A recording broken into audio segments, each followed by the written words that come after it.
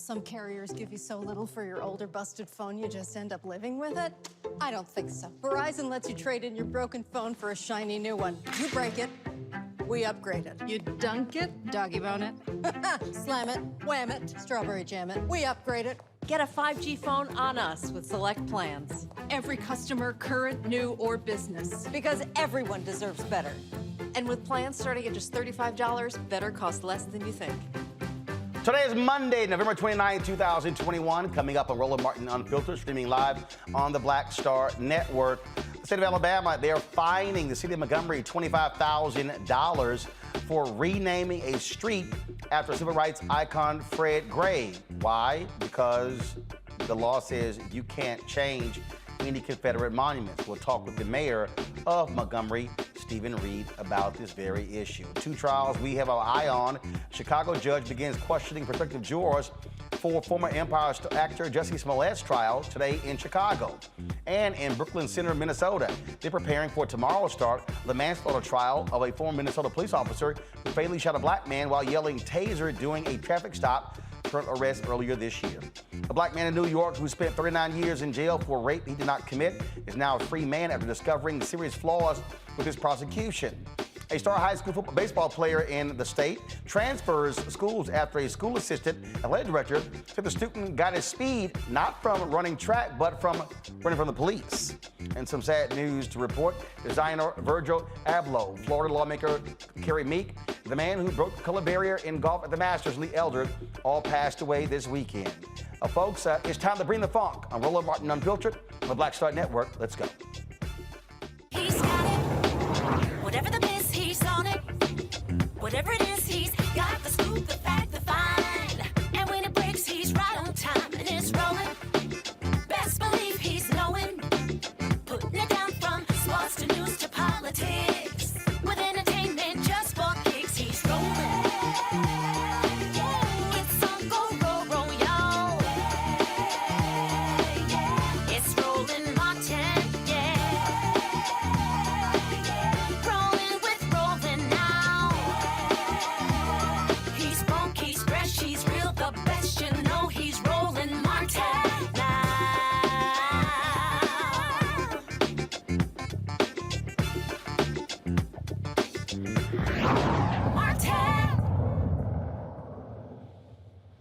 The Alabama Attorney General's office says the city of Montgomery owes the state $25,000 for changing the name of a street that held the name of a Confederate president.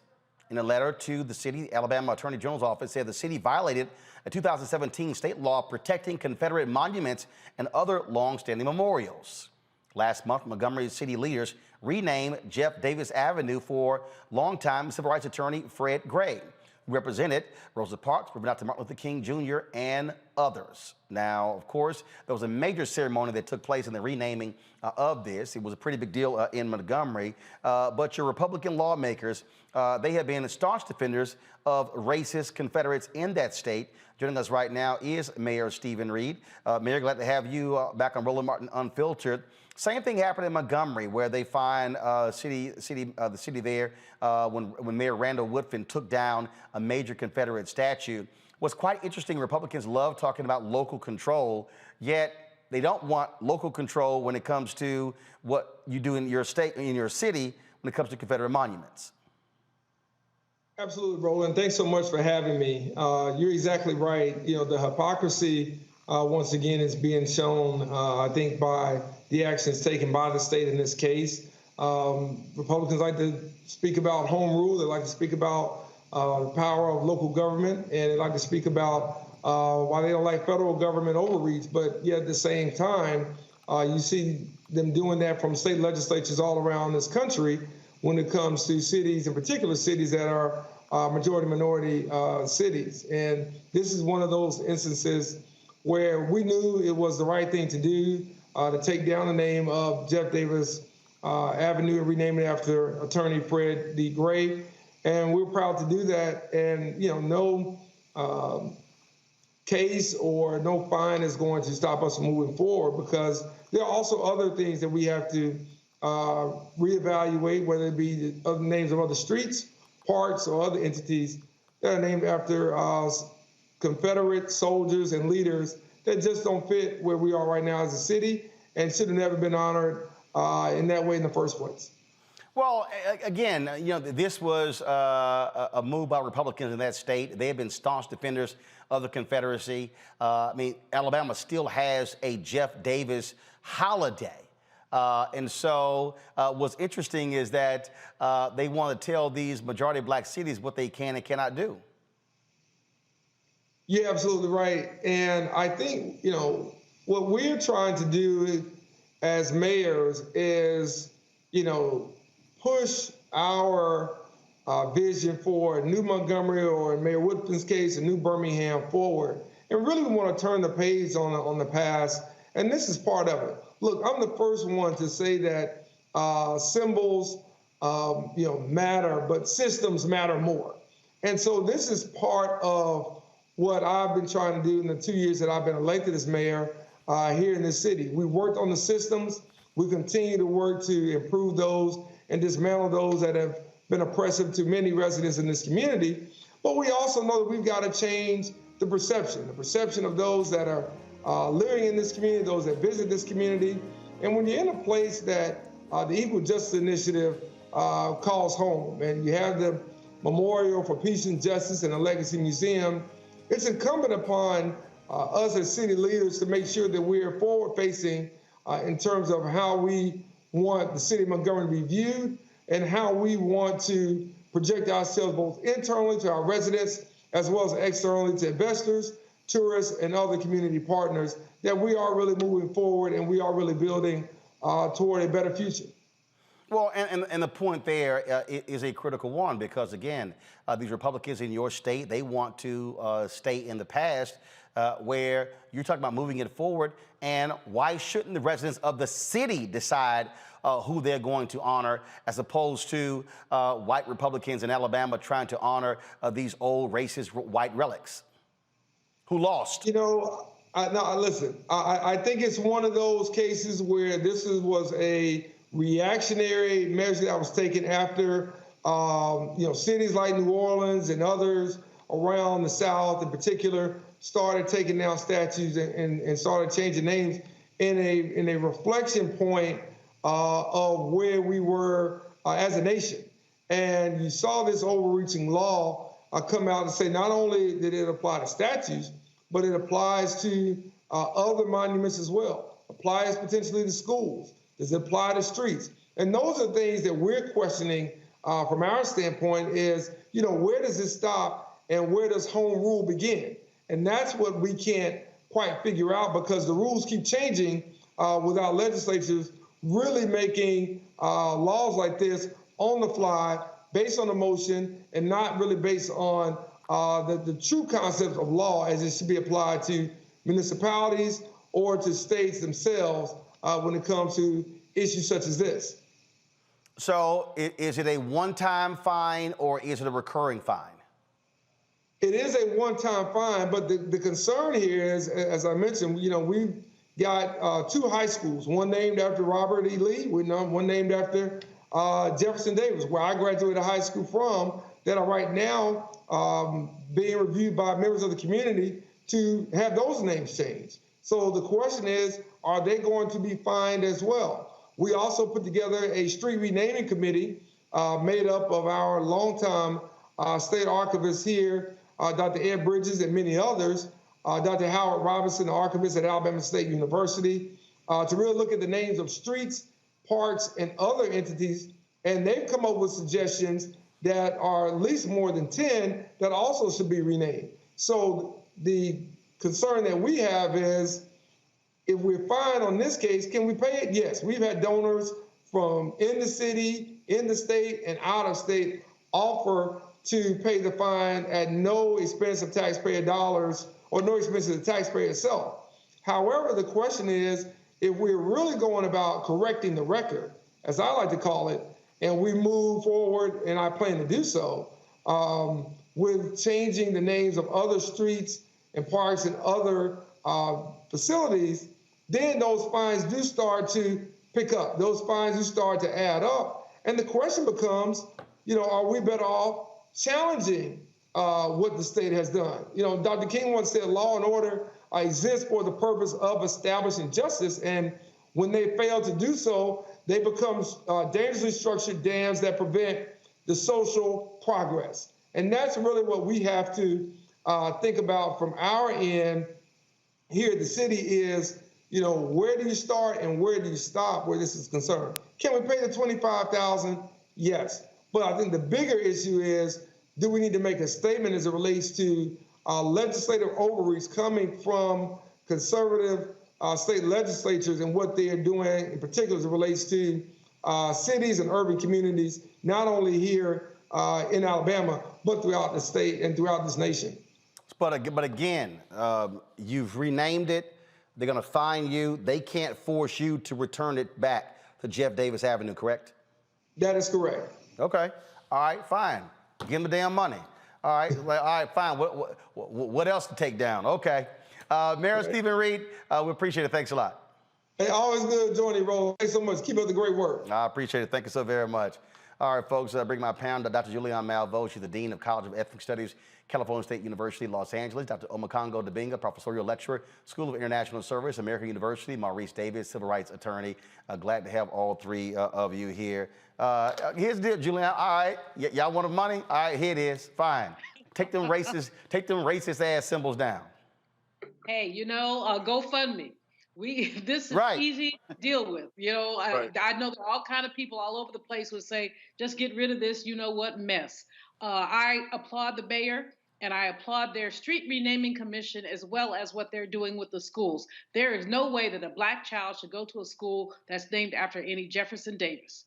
It's just untenable. So this has been slow coming, but the energy of the Black Lives Matter movement, the energy that has been generated after the murder of George Floyd, all that energy is showing up now in terms of ways that we change things. And so I am just excited for Brother Mayor for, in some cases, leading this charge. And as he said, the Equal Justice Initiative is there. It's where we've been documenting lynchings, 5,000 of them. So how dare they think that the people who lynched deserve monuments? So the question, Maurice, you heard the mayor there, they should be challenging these laws. Can they? Do you have a case? Because again, the law they passed, it said that no changes can be made to Confederate monuments unless approved by the state. Absolutely. I think it's a violation of equal protection. There's definitely a case. They need to take it to the courts, challenge it under federal law, and get those laws overturned. For now, we'll raise the money, we'll pay, and if they want to fine, they want to issue a fine for renaming those schools, renaming those streets, then we'll pay the fines until the law is overturned. That's the way we'll have to handle it. It's exciting to see everyone. It's exciting to see all the young people getting involved, all of the activism, and the response over the past 2 years to all the injustice that we've incurred. And if they want to have these racist laws in place, we're going to challenge them, and they will be overturned once they get to the courts. I'll tell you, Omekongo, these Republican racists sure love their Confederate monuments. For the so-called party of Lincoln. Right, right. You know, I've never seen any other country in the world so intent on building monuments to losers and traitors. But this is what these guys are intent on doing. And we got to make sure that whenever the next MLK Day comes around, we shout every single one of them down who wants to throw out a Dr. King quote on their Twitter page or their Facebook page. And even when they're talking about all of this fake critical race theory debate, which is really an assault on critical thinking, they want to throw out Dr. King. Well, what about, you know, who said about content of character because they can never get the quotations right? But what about the people like Attorney who defended him? Right? Who are out there fighting for him. You got to honor him as much as you got to honor any of these other people out there, because what we saw in the civil rights movement, it was activists, artists, lawyers, everybody coming together, and we're seeing it again happen right now. And I was so happy to hear that people had volunteered to pay those fines, because they're trying to hit us from all of these different directions. But the fact of the matter is, when we come together like this, they can't stop it. Well, it's just so amazing.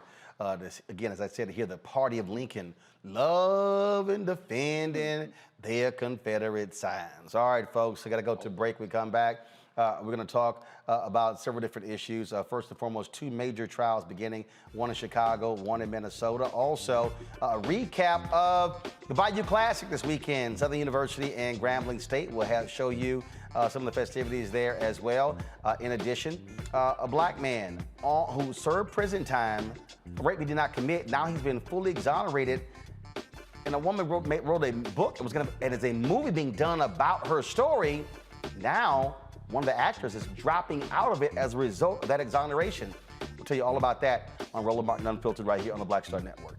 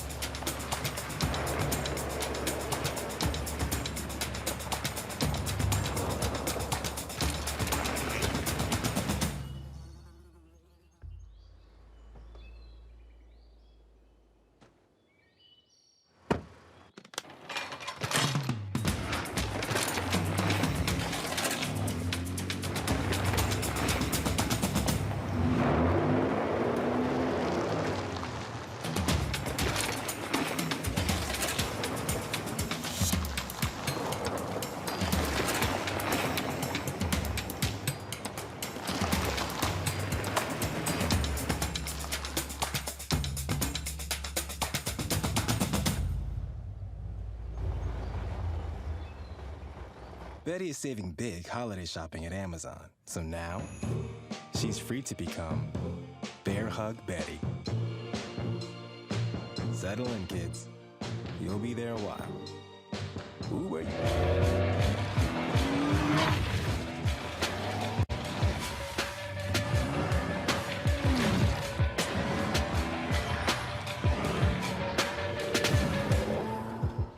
Stevens West. Yo, what up, y'all? This is Jay Ellis, and you're watching Roland Martin Unfiltered.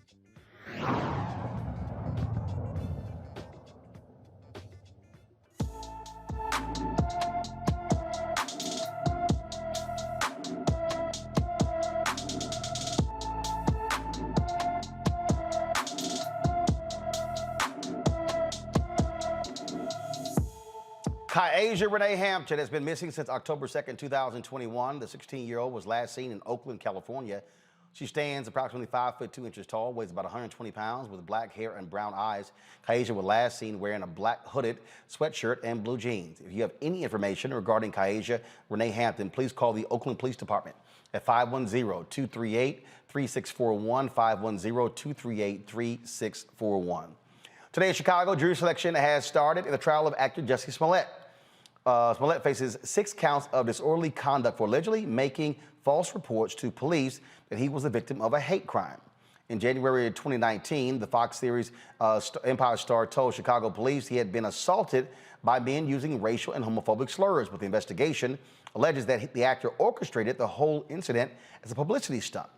Smollett has denied that and pleaded not guilty to all of the charges. Okay, now what's interesting about this is that the prosecutor's office of Kim Fox, they decided not to pursue the charges, but the police upset, Mayor Rahm Emanuel, they all upset. They blasted her office for doing so, and then they chose to have a special prosecutor investigate, which led to these charges. So the question here, Omakongo, waste of money? It's amazing, how the city of Chicago is spending a lot of time, energy, and resources going after Jussie Smollett on this case. Oh, most definitely. Most definitely. This is revenge 101. And they can't stand the fact that, they felt like they were, played on different levels. But look, at the end of the day, there are so many other things that need to be worried about in that city right now. And so what are they really trying to do right here, right? Because I feel like what they're trying to do is they're trying to make an example out of him. They're trying to crush him for everything that he has. I appreciate the fact that, that the family is standing strong with him. Because look, whether he lied or not and so on and so forth, really at the end of the day, there's so much going on in that city right now, but they are working hard to make an example out of him. And it's really just unnecessary right now. Maurice, is this a case that should be going to trial? Well, we have a few non-serious minor misdemeanors that Mr. Smollett is charged with. understand the city wants their revenge. They expended a lot of resources investigating what they consider to be his false claims, but it's not as serious as they're making out to be. It seems like Kim Foxx, she offered him a version of a diversion program that she has where he would pay a fine, agree to forfeit the $10,000 that he had posted, and the charge will be dismissed. That's something that I get my clients in all the time. We do that here in Detroit. Prosecutors they'll offer a diversion program where the case is dismissed at the end. There's no probation. There's nothing. Essentially, stay out of trouble for a certain period of time, and the case goes away. Doesn't seem like the officials like that. So they want to come after Mr. Smollett, and it's not that serious. The city of Chicago has a lot more serious things that they should be worried about other than prosecuting and taking this case to jury. What do you make of this trial, Julian? First of all, I think that the Owakongo had it exactly right when he said Revenge 101. Rahm Emanuel, who cannot stand black people, who's been clear that he cannot stand black people, went on a vent about this. Kim Foxx, as the brother said earlier, she did what was reasonable to do. Diversion, fine. This is in the weeds. It's not a big thing. But it's going to be a big thing because they're going through all the expense of a jury trial. They're impaneling jurors. They're taking up people's time and blah. And furthermore, although I remember, Roland, when this first happened and we were on the program and, you know, I think you had one of the little conservatives running around saying this was all a farce. And of course, the others of us said this could have happened. And it's still, while it might not have happened the way that Smollett laid it down, these brothers do not have clean hands. So if he is being prosecuted and you want to do a full prosecution, prosecute them too. And unless you're willing to do that, I think the sort of diversion thing was the right thing to do. It wasn't a perfect situation. It's still not a perfect situation. This should not be going to trial. They should not be spending a week earlier to, you know, this is hundreds of thousands of dollars of people's time, effort, energy. Give me a break. All right, folks, let's talk about a real trial. Jury selection is set to begin tomorrow for the former white Minneapolis police officer, Kim Potter, who shot Daunte Wright during a traffic stop in April. Potter faces first and second degree manslaughter charges for the shooting. Of course, the prosecutors will not have to prove Potter intended to kill Wright, but that she acted recklessly and her mishandling of the firearm led to his death. Maurice, this, of course, got lots of attention. And this, of course, a case that follows the George Floyd case last year, where Derek Chauvin was found guilty. You had the body cam video here as well. You have cops who say, look, this should not be prosecuted because it was a mistake. Yeah, but a mistake leads to a man being killed. And I'm not so sure it was a mistake. Mm-hmm. Explain. A taser. What did you say, Roland? Explain. A taser weighs a lot less than a firearm. It's approximately 4 times the weight of a taser. You pull it from a different part of your body. And any trained officer knows when they're pulling their firearm. She's been on the force for years. She pulled out this firearm. She's holding it. She's yelling, taser, taser, taser. And then she fires the firearm. She knew exactly what she's doing, and I think they should have charged her with intentional homicide. I think the charge, as charged, first-degree manslaughter and second-degree manslaughter, I think it's going to be easily provable, and I don't see any way that she can walk away without being convicted of this. Julian. Oscar Grant was killed by Mr. Meserly, a police officer. The same thing. He said he thought he went for his taser, but he killed him with his gun. There are strict protocols around tasers and guns. One is on one side of your body, one is on the other side of your body. As the brother said earlier, they weigh a different amount. This is not a mistake. This is stupidity combined with malice. And that's what this woman needs to be convicted of. She said it herself when she said, I'm going to jail. Well, you know what, girlfriend? I hope you prophesied correctly, because she understood how wrong she was. And I don't know what that was about. Was she attempting to intimidate him with a gun? What was she doing? but it was wrong. And we have to stop these constant massacres of Black people by these ignorant, malicious, white police officers who think they can do whatever they want to. I'm a Congo. Man, I'm nervous about this one, to be quite honest, because as the story became more well known to us, I've heard stories about officers who have intentionally shouted out Taser when they were going for their gun because they knew that they were being recorded. And so part of me wonders if that's intentional. I'm wondering about it getting on the stand and crying in those tears. You know, they worked for Rittenhouse. They didn't work for the McMichaels. We understand that. But, you know, white female tears, I mean, that can be a whole thing. And she definitely has demonstrated, you know, a certain level of remorse that we never saw from somebody like a Derek Chauvin. And so those types of things, I know we got Keith Ellis in there in Minnesota and everything, but those types of things make me weary about where this case is going to go, even though the facts seem to be very clear about what happened. And yes, you make mistakes and you got to pay for your errors. And she should have to pay as well. Again, it is a interesting case that we'll be watching. Again, it begins tomorrow in Minneapolis. All right, folks. Now this story is quite interesting. He spent 39 years in prison for a crime he didn't commit. Now the man accused of raping Lovely Bones, author of Alice Sebold, has been exonerated. A New York judge cleared Anthony Broadwater of raping Sebold when she was a student at Syracuse University. Here's what happened during and after Broadwater's hearing. Sully these proceedings by saying, I'm sorry, that doesn't cut it. This should never have happened. And I will say to Mr. Broadwater that I assure him that it will never happen again, that we will never let junk science into a courtroom in this county. I think, as Mr. Fitzpatrick has pointed out, Mr. Broadwater cannot get those 16 years back.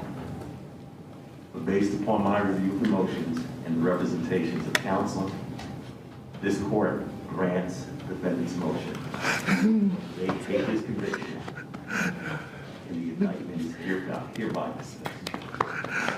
Thank you, Judge. That concludes the proceeding. Thank you, Your Honor. Thank you, Judge. I couldn't help but cry. The relief that a district attorney of that magnitude would side with me concerning this case is so profound. I did everything I could do to always show people that, hey, I'm never that type of guy. I never could be that type of guy. A lot of doors been slammed in my face for jobs. She wanted children. I wouldn't bring children in the world because of this. And now we're past the age we can't have children. Ruined his life. His life has been ruined over this, not just incarceration, but wrongfully being labeled a sex offender. These are things that he will never get back. So she wrote this book, and it was being made into a movie that is in the works on Netflix. But here's what's interesting here. It was actually the movie, Julian, that led to all of this. The folks who were working on the script, they discovered there were discrepancies between what she writes in the book and the actual case. One of the writers then hires a private eye to check the stuff out. Well, all of a sudden, first of all, the man had been in jail for 16 years. But all of a sudden, they found out that something was awry. They then reach out to him to pass it on. He then actually hires an attorney. That is what actually led to this exoneration. Now, again, the man here, first of all, Broadwater, he went to prison. He was released from prison in 1998, okay, when he was 38 years old. But this has been over his head for all of these years, and he finally gets exoneration. But it was the movie, the Netflix movie, that actually led to this. And as a result of the exoneration, the actor, Victoria Pedretti, she's dropped out of the movie. A previous executive producer also dropped out of the movie. She was supposed to play Alice Sebold. She says can't do it now because of this. And she's absolutely right. Who wants to play a lying piece of you-know-what who caused a man 16 years of his life. When he was crying, I want to cry too. He has lost so much. And you know, white women clutching their pearls and putting their fingers on black men, it's got to stop. I didn't read her book, and I wouldn't read it if somebody sent it to me. I think that this is just disgraceful. But and a widely noted author. I mean, perhaps she was mistaken, but she's held by this story, turned it into a book, turned it into a revenue source, turned her fake rape with her false accusation of this black man into a revenue source. Netflix needs to trash this movie. Her royalties need to go to this brother. This is more egregious than anything I could possibly imagine. So what happened here was that she identified him in court, even though identifying someone else earlier. Mm-hmm. That right there, Omakongo, and again, as they began to look into this, they said, look, there's just way more problems with this. She really couldn't identify who committed the rape, but it got pinned on him. At the time, a 22-year-old Marine.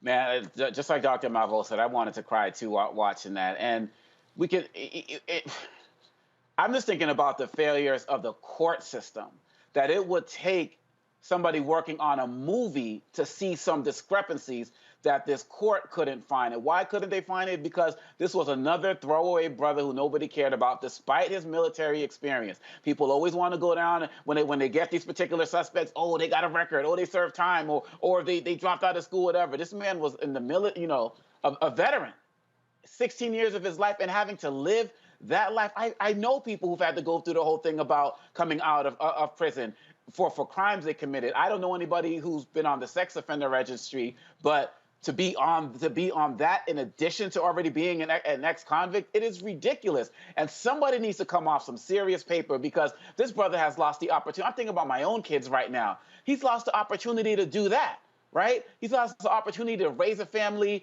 do things for the community, further serve his country, because he was in the Marines. And yes, Netflix needs to scrap this, but again, it shows how our judicial system just threw another brother away. And I'm hoping that he's going to get some form of justice for this, because there's so much of his life he just can't get back. What is interesting here is that the producer, Timothy Mucciante, this is what he said. The script was very good, but it didn't track the book as closely as I would have preferred, and that just made me wonder, why is that? Why do we have to gloss over these facets of the book? I was actually fired from the film because I was not cooperating with everyone. Some of the reports indicate that I left the film based on this, but they fired me as executive producer, and frankly, I was a bit relieved. There was so much angst about these issues. Now, the actor who was supposed to play Broadwater called and made it clear, as you see right here, he did not want the part anymore. And so you got that as well. So you have all these examples here where people had issues with this movie. Again, and it was Mucciante who hired a PI to look into this, and that is what got the ball rolling to free this man from prison. That, to me, is absolutely surprising. It is shocking, and it's just stunning again, Maurice, that whenever these cases come up, 9.9 out of 10 times, it's a brother who's the one who's having to serve time in prison for something he didn't commit. Exactly. It's sad how easily our system convicts black men. We have a white woman cries, says something happened to me, and we're automatically considered guilty. But the important thing that the country has been doing is we've been getting progressive prosecutors elected from all over the country. They're starting to review some of these old cases. They're trying to correct some of the mistakes. And it's so unfortunate that so many individuals have lost years of their lives as a result of wrongful convictions, such as in this situation. We had recently Kevin Strickland, who was recently released after serving years after being accused of murder. We have Malcolm X murders Their convictions were recently overturned by progressive prosecutors. That's what we need. I'd like to see the shift that this country is making in correcting some of these wrongs and these injustices that our people have been ensuing for years. Well, actually, I got an idea. How about if Netflix does a movie on him? There you go. Yeah, there you go. Just saying. As Amakongo has said earlier, we don't know what happens to these brothers when they are falsely accused, when they are then released, when, like Mr. Strickland, as Maurice has mentioned, you get out, you don't have any money. Mr. Strickland, 60-some years old, he's not going to get Social Security because he hasn't paid into it. The state of Missouri has denied him any recompense because there's no DNA evidence. Well, there will be no DNA evidence because he wasn't there. How could there be DNA when he wasn't there? If the state of Missouri paid him the $36,000 per year that they say they pay people, he get $1.5 million. Well, thank you, GoFundMe, for the people who raised the money, but that ain't the bottom line. The bottom line is they keep crushing Black men, and we need to know how people survive. That's a Netflix movie. All right, folks. Hold tight 1 second. When we come back, we'll tell you about an athlete in New York State who left his high school when a white official told him, oh, you got your speed by running away from the cops. Wow. And we remember the great golfer Lee Elder, who passed away this morning. In addition, Congresswoman Carrie Meek, a lawmaker out of Florida, she also passed away. In addition to a prominent young designer taken too early as a result of cancer. Plus, our recap of the Grambling Southern action this weekend at the Bayou Classic. You're watching Roland Martin Unfiltered on the Black Star Network.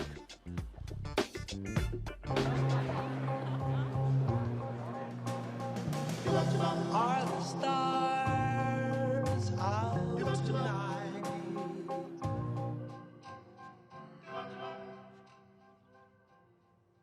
Alexa, play our favorite song again. Okay.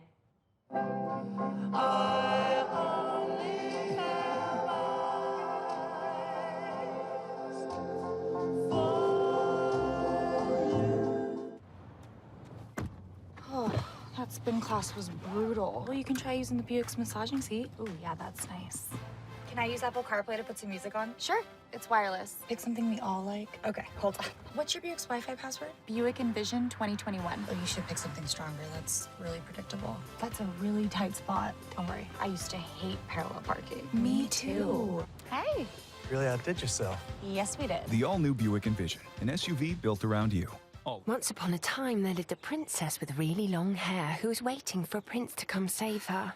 But really, who has time for that? Let's go. Feeling myself. I'm feeling She ordered herself a ladder with Prime one-day delivery, and she was out of there. Now, her hairdressing empire is killing it. And the prince? Well, who cares? Prime changed everything. Hi, everybody. This is Jonathan Nelson. Hi, this is Cheryl Lee Ralph, and you are watching Roland Martin, Unfiltered. All right, folks. Quite an interesting story here. Star athlete Tony Humphries is transferring from Iona Preparatory School in New Rochelle, New York, after the assistant athletic director, Bernard Mahoney, made a racist remark to him. Now, Humphrey is a baseball player signed up to run track. Now, he's a major athlete, already deciding where he's going to go to a major Division I school. Now, Mahoney asked Humphrey why he wanted to run track. Well, Humphrey said he wanted to gain speed for baseball. What did Mahoney say to him? Oh, he gained his speed by running from the police. Humphrey was pissed off, so he came home, told his parents, and they're like, you're transferred to the public school. Humphrey said he's experienced racist incidents before and reported to school officials, but nothing was ever addressed. Humphrey announced his transfer on his Twitter account, quote, I'll be continuing my high school career at home. Pumped to return to Walter Panis and will bring a championship back to Cortland. Mahoney has since resigned. Students staged a walkout as well in support of Humphrey. You got your speed by running from the cops. How about that, Omakongo? Wow. Yeah. Wow, man. First of all, he should be fired. He shouldn't have an opportunity to resign. And I work in schools, public, private, and charter all across this country, and this happens on a regular. I really respect this young brother for exercising his agency. We're seeing guys younger and younger exercising their agency and their choice to understand their value, to let them know I don't have to put up with this.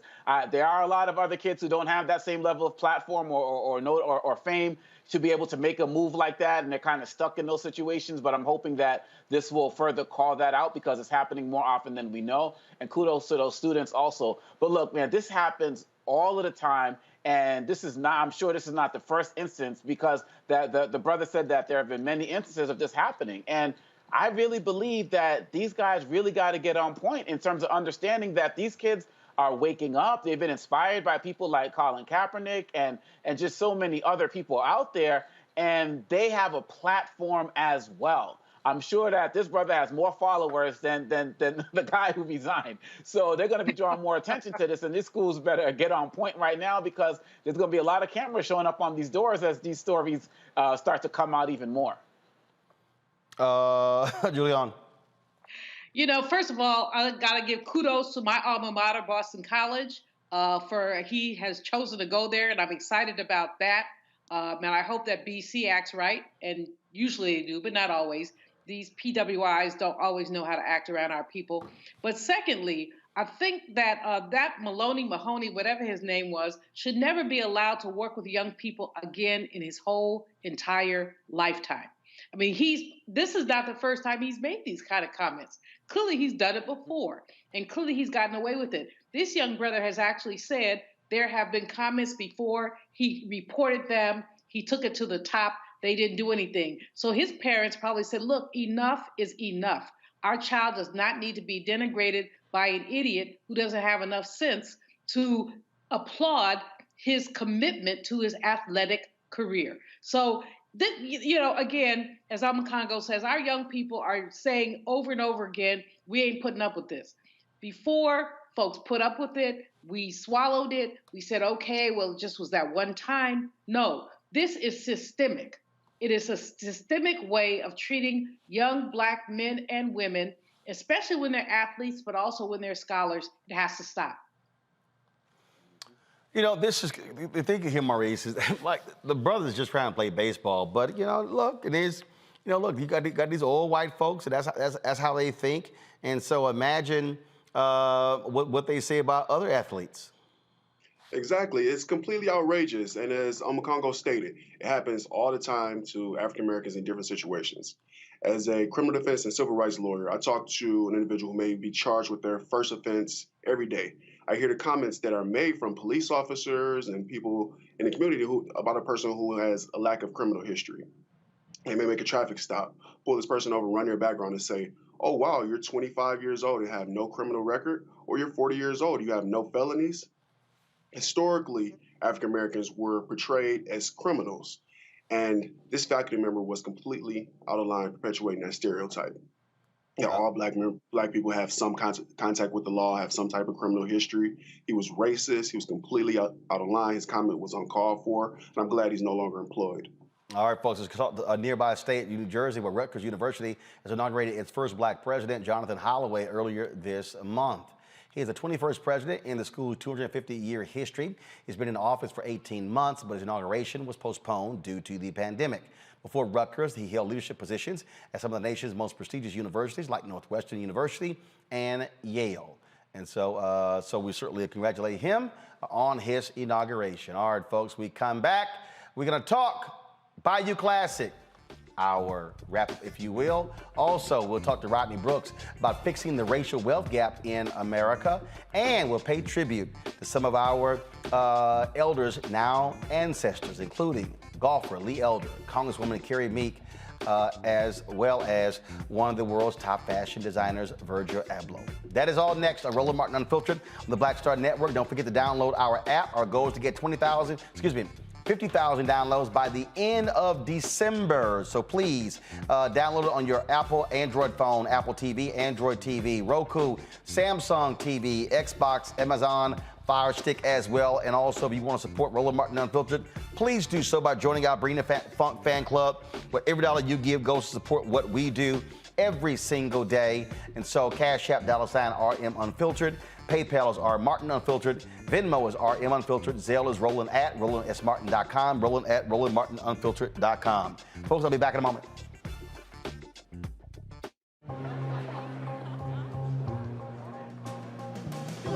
Are the stars out tonight?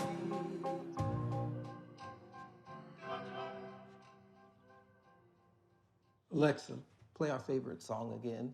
Okay. I only have eyes for you.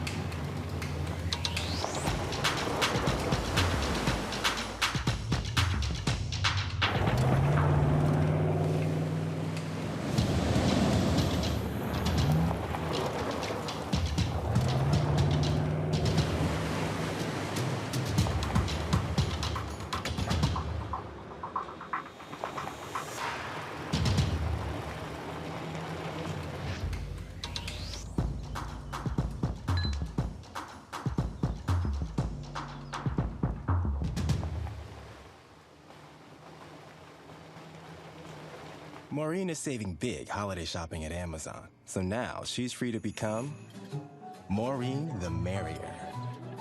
Food is her love language, and she really loves her grandson. Like, really loves.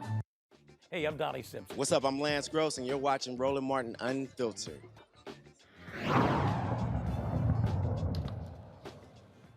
In the United States, there were more than 400,000 children in foster care waiting to be adopted. Of those children, 23% were black, 44% white, and 22% Hispanic. In 2020, more than 50% of adoptions that involve a public agency were for white children, 17% were black, and 20% were Hispanic.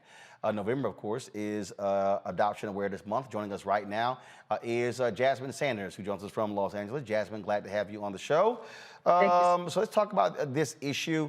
Why is adoption so near and dear to you? First of all, thank you so much for having me on the show. I appreciate it. I follow you on social media. You've been on our show several times. It's my first chance being on your show, and what a wonderful opportunity to talk about adoption. First of all, I'm adopted.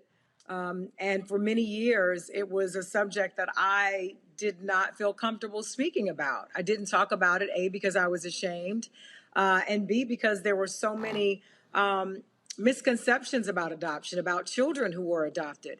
And I said, once I got a big enough platform, I would use every opportunity that I had to try my best to dispel those notions and convince people that, you know, children who are in need of families, there's no need to be afraid of them, that we need love like anybody else. And so every opportunity that I get, even outside of November, I talk about adoption and I try to spread as much information, true information, as I can. And when we look at these numbers, I mean, there's so many African-American children who go without. So what about the outreach? What about that effect? Because we look at the numbers, an increasing number of Americans are deciding not to have children. Right. And the other thing is, there are so many people who are deciding not to have children. There are a lot of women who wait. You know, it's no secret that, you know, as a woman, it's very difficult in this country, especially as a Black woman. We spend the majority of our lives working and climbing that ladder of success.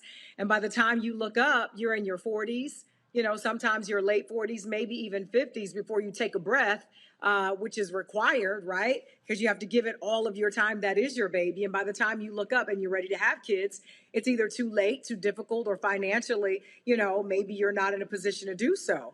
And for whatever reason, a lot of people don't think about adoption because either the stereotype that's out there, or it's just kind of like the last resort. But then the thing that really upsets me the most is we become highly critical when we see other people outside of our race adopting these Black children. And I have a problem with that. It's one thing that, we say it takes a village to raise a kid, but you can't get mad when other villages are raising our children if we don't want to.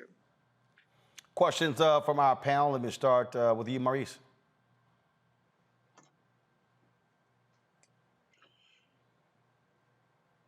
Maurice? Oh, yes, sorry, Roland. Question for Jasmine? Yeah, Jasmine, so how long have you been in this business? I've been you mean in radio? Yes. Probably 30 plus years. Okay. And how did you first get involved with adoption? Well, as soon as I got into radio, because I found out very early on that I was adopted. I found out when I was about maybe 11 or 12. My parents did not, I call them my forever family. They did not tell me I was adopted. I found out I was adopted. And as soon as I got into a position, as soon as I graduated college, I got a job in radio. And I immediately started working with the local foster care agency there in Nashville. And every city that I've worked in, every community that I've been in, I've tried my best to do some sort of event or get involved locally, working with agencies that deal with foster kids, or even people who are actually trying to adopt kids, or even people who've been adopted and are trying to find their biological families. Yeah, I think that's great. Yeah, my mom, she actually had foster children in our home when we were growing up. We had approximately about 10 or so foster children. She would take them in when they were having problems with their family. Oh, wow. Kudos to your mom. That's awesome. Yeah. That's awesome. Yeah. So you understand that, they're just children. They need love too. Yeah, absolutely. Question from Omakongo. First of all, Ms. Sanders, thank you for all of the incredible work that you've been doing over these years. I have a little bit of a concern about older kids in the foster system. We hear all of these terrible stories, and the question I have for you is, for those of us who may not be adopting but have a passion for these older kids who are in the system, are there ways that we can network with, support, become mentors? Are there programs out there that allow people to have that type of engagement with them? There absolutely are. All you have to do is Google. It's readily available at your fingertips. And the thing is, if you really just take a moment and consider how awful it must be to know that either your mother left you, or you were removed from the home of the only family you've ever known. You've been placed in a system where they care very little about you. There's no one there to care for you, to listen to any problems that you may have. Everything that you own is in a trash bag. So by all accounts, everything around you says that you mean nothing. You are nothing. Society is not paying any attention to you. One time out of the year, you have 30 days that is dedicated to, hopefully, whether it's the media, TV, some kind of campaign that's bigger than, because this is also Pet Adoption Awareness Month. So you are also in competition with dogs and cats. So that's what you're up against. So can you imagine what you're dealing with as a young person? Maybe you're 12, 14, 15 years old. What kind of adult do you think you would be? So my thing is, when you're thinking about these young kids who are in these organizations, give of your time. Sometimes all they need is just to hear someone cares about them, that someone is concerned about their well-being, that you care about their heart is broken. You care that they don't feel as if they are worthy of someone listening to what a terrible day they had. We already know how it is as adults in this world. It's hard out here. And so we have family, we have friends, we have Facebook, Instagram, we have all of these things at our fingertips. Imagine having nothing. Julian. Yeah. Thank you. First of all, Jasmine, thank you for sharing your story and for putting a face onto the adoption issue, which I think is really important.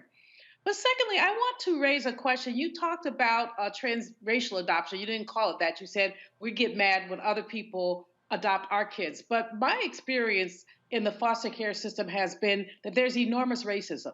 That first of all, some children are taken from their homes when they don't need to be.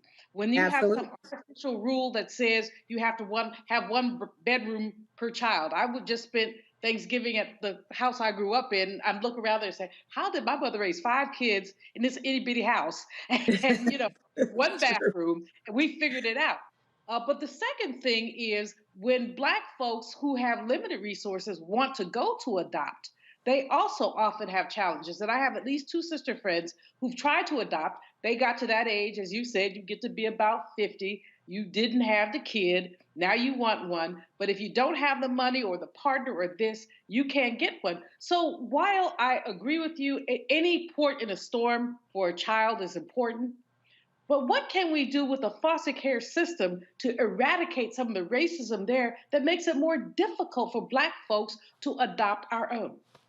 I agree 1000%. But I think, first of all, what we have to do is acknowledge that there is a problem. I think the biggest issue that I have is 30 days is not enough. 30 days is all that we allocate towards a system that we already know is completely broken.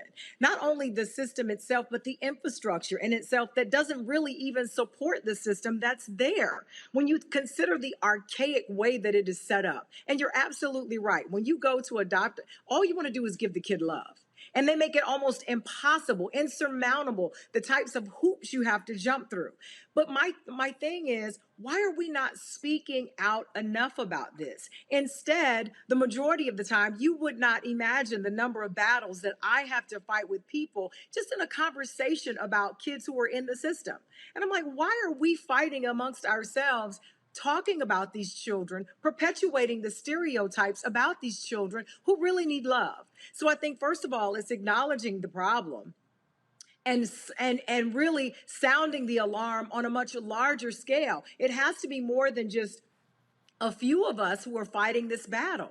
But if you think about it, in the midst of, the economic issue that we're up against, the social injustice in this country, there are so many other battles that we're fighting that unfortunately foster care falls so far down that it's nowhere near on even anybody's radar. When I go and talk to people, it's the last thing people want to talk about. Even during Foster Care Awareness Month,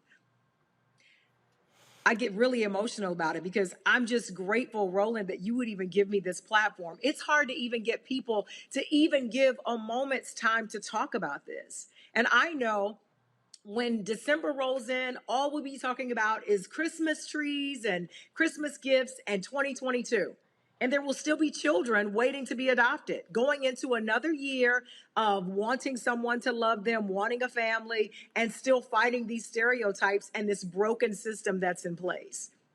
So you're right. How do we get people who are in position to really care to talk about this so we can take it to a higher level so that we can change the infrastructure that is so incredibly broken? I wish I had the answer to that, but I don't. All right. Jasmine Sanders, we certainly appreciate it. Thanks so much. Again, hopefully more people will look at the idea of adopting, especially the many African-American children who are looking for a home. Thank you so much for your time. I appreciate it. All right, folks, we come back. We'll talk about the racial wealth gap, how we can close it. Also, Thank you.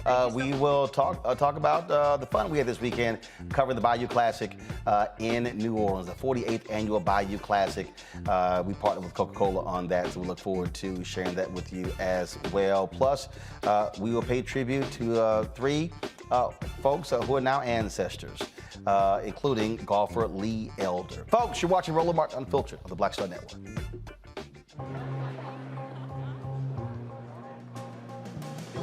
Are the stars out tonight?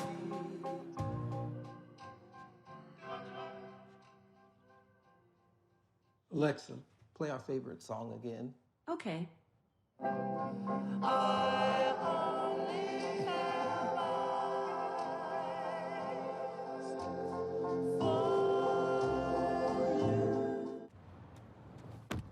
Oh, that spin class was brutal. Well, you can try using the Buick's massaging seat. Ooh, yeah, that's nice.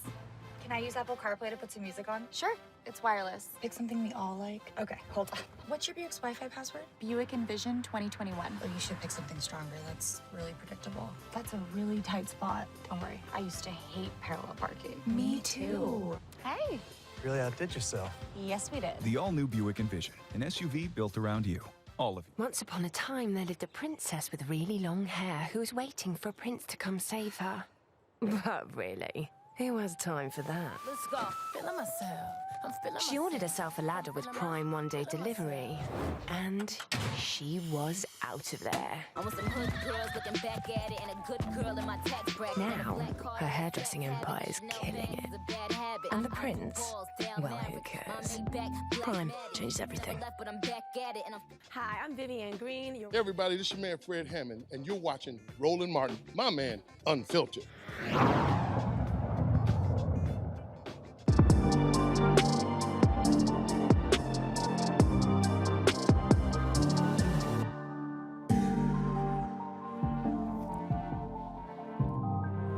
Folks, you've often heard us talk about the racial wealth gap. Of course, it has long plagued this nation.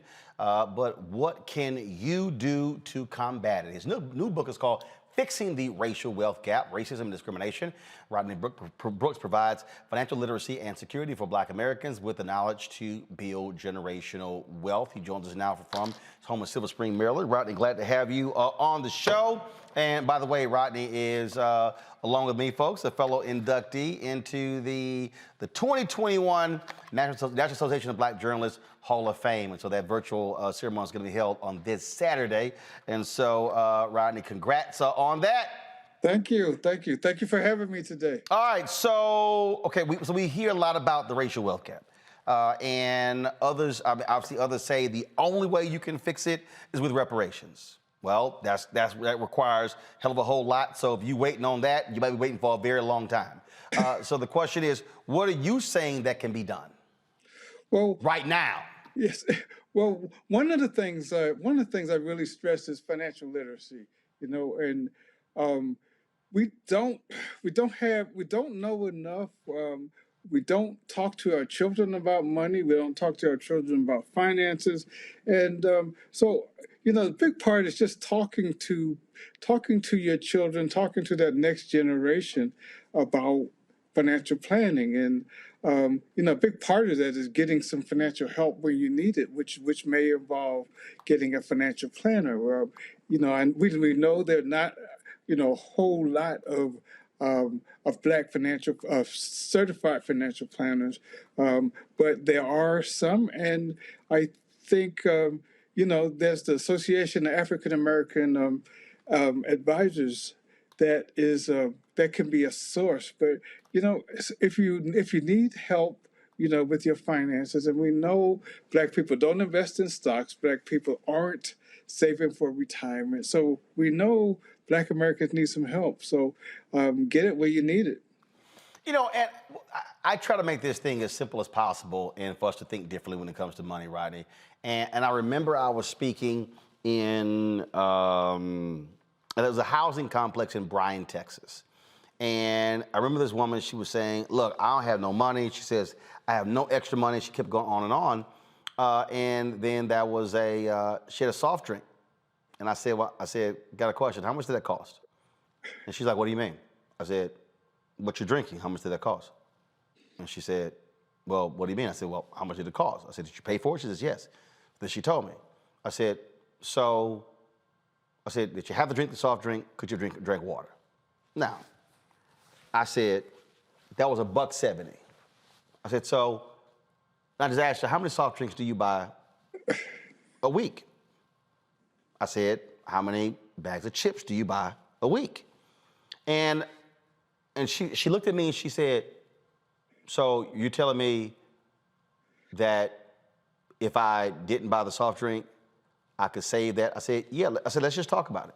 I said, if you didn't buy a soft drink and a bag of chips a week, that's $354, right?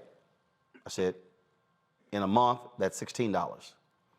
I said, in a year, I said, walk through it. She looked at me like I was crazy, and she said, Is that simple?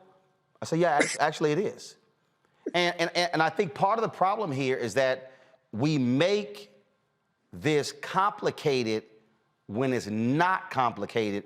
But if somebody doesn't explain it to you in that way, then you really don't understand what it all means. Well, that's that's a really good point. It's simple, but you have to make some choices. And one of the things that concerns me is that when Black people are offered a 401k, many are not signing up for it.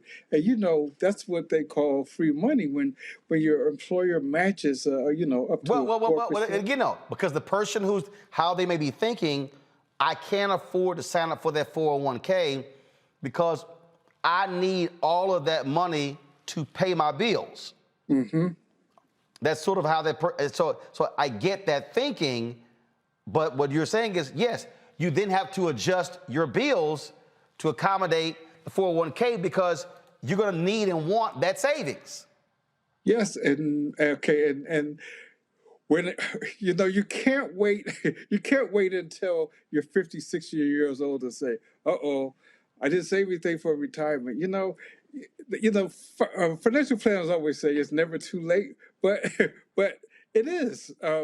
You're stuck in that cycle if you wait until you're 60 and say, okay, then you're stuck getting Social Security. And that's why I have, I stress compound interest. People saving money, and then that money is growing with interest, earning interest. And once you look at the numbers on that, it gives you a whole new perspective on saving.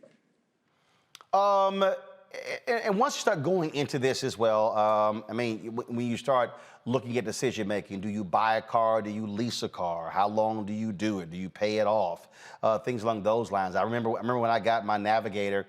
This was probably 2008. My financial advisor, she said, don't buy it in cash. I said, yes, I will. And because I didn't want to have to sit, I wasn't going to sit there and pay the interest on it. Well, the same Navigator I've had 13 years. So I paid $49,000 for the vehicle. I haven't had a car in 13 years. Now, yes, there's been maintenance, things along those lines, but I made the decision because my deal was I sat down and was like, wait, I'm not about to pay this interest on the damn car when I got the money right now. Well, actually, I'm glad you brought up cars because that's one of my pet peeves. And it's the way when you go to buy a car, the car dealers will talk to you about the payment, not how much the car costs, okay, and not how much the interest is. I've had experiences where I said, I don't care what the payment is. I want to know what the interest is and what the price is. And the car salesman said, why? It's like, but it's to their event because people going in there looking for a low payment and they take advantage of that. And in one point in the book, I look at what it costs to buy a car paying 2% interest versus 11 or 12% interest, and that amount is enormous, Roland. It's really scary when you look at those kind of numbers. Yeah, because we factor in the credit report, and then your interest rate is based upon that particular credit report. You know what? And I do really love. You're stuck on stupid people out here. I got somebody who's in our chat talking about, oh, that comment was dumb. You said you can move your way to wealth by $1.70 at a time. Well, actually, you can. Because the whole point to the idiots out there, Bob Sanders, who's running his mouth on YouTube, the point of this is to get somebody in the habit of making different choices with how they spend money. And so if somebody right now is not saving anything, they literally have no saving. We ain't even got to investing. It's getting somebody started on the path of rethinking their spending habits. And so then when you do that, then you start thinking about, well, how much time am I eating out versus making my food? How much time am I spending on designer items versus I'm buying this? And so that's really what it is. And to your point, we often don't have folks having a conversation. Van Jones told me this here. You know, his former wife is white. And Van said, when he said, when my wife's daddy calls her, the conversations they have about money are totally different than the conversations I have with my parents. He said, my parents are calling and it's about so-and-so need $300 for this or $400 for this. He said, whereas their conversations are about annuities and trust and things along those lines. He said, it's a totally different conversation. And so that's what I'm trying to get to for the foods out there who say, oh, you shouldn't be thinking that small. If you can get somebody who's saving zero, start saving $1 a week, at the end of the month, they're a hell of a lot further than they were at the beginning of the month. And as it grows, they'll be more confident. But just as importantly, they are teaching their children to save as well. And so you're having an impact because, you know, we talk about generational wealth, and Black people don't talk about money. You know, it's almost like it's a taboo subject. And it's so important because, you know, just the conversation you just had about what the difference is between the, you know, the white family and the Black family. We need to talk about money. We need to tell our children. We need to stop being scared to tell our children how much money we earn, and we need to learn about financial literacy so we can teach. So we should learn alongside our kids about saving and investing. Now, you were the deputy managing editor of the USA Today Money section. How did you learn? Did you have a family teaching that, or did you acquire that knowledge as an adult? I acquired that knowledge as an adult, and I tried to pass it on to my children. You know, and I can't blame my parents. They did, you know, it's not something that they knew, but it's something that I knew, so I knew I had to pass it on to my children. So you know, I started by gifting them stock, Roland, and you know, first thing they did was sell it, but at least they knew about stock. And I still talk to each one of them about 401ks. So we have those financial conversations. I have 3 children, and I talk to all of them about the first thing they do when they get a new job is I say, did you sign up for the 401k? And that's the kind of conversations we as Black families need to have. Absolutely. I'm going to go to my panelist, Julianne Malveaux, who's an economist. She's been shaking her head frequently. Julianne, go right ahead. Your question or comment for Rodney Brooks. Well, first of all, Rodney, thank you for the book. I think it's really important, and congratulations. Thank you. I think you made so many points that were, I was shaking my head. At some point, I was laughing because the lack of knowledge in our community is massive. But it's not, we can't blame anybody from the past. We have to look at it from a contemporary standpoint in terms, like you said, why don't you take the 401k? If someone's going to match you, it's serious free money.